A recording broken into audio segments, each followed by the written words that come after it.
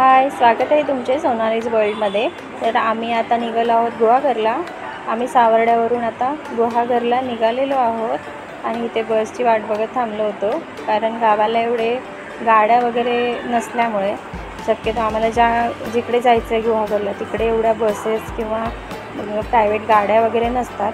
तर मग एक ट्रेनची सोडायला एक बस येते, तर त्या बसने आम्ही डायरेक्ट गावाला गेलो आणि गावाला जाऊन बनवले आम्ही तिळाचे लाडू। हे पहा, त्याची प्रोसेस चालू होती। आम्ही सगळ्या जणांनी मिळून बनवले तिळाचे लाडू। मामी आमचा पाक चेक करत होत्या की चांगला झाला आहे की नाही तो। तर ते असे पाण्यामध्ये गूळ टाकून बघत होते आवाज येतो का ते, आणि मग अशा प्रकारे झाला गुळाचा पाक। आणि त्यानंतर हे भाजून ठेवलेले आहेत शेंगदाणे, त्याचा कूट बनवला आहे, तीळ भाजलेले।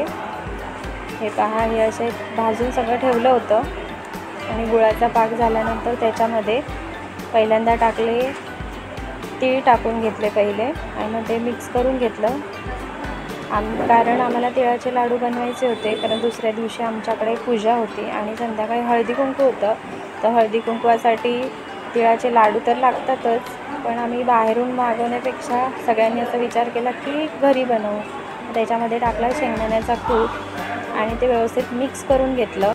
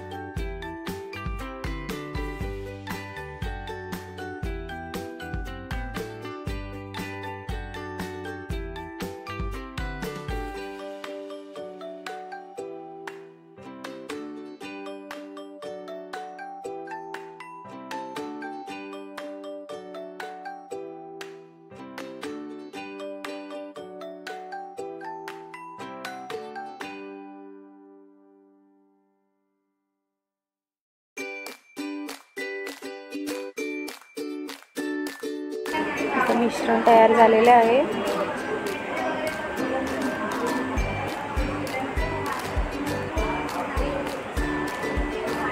आता सगळे मिळून बसत आहोत लाडू बनवायला। तर प्रत्येकजण पटापट बनवत होतं। तर अशा प्रकारे आमचे 450 ते 500 लाडू बनवून तयार झाले। मध्येच लाईट पण गेला, तर आला थोड्या वेळाने लगेचच लाईट, ये जा करत होता पाऊस असल्यामुळे। आणि अशा प्रकारे तयार झाले लाडू।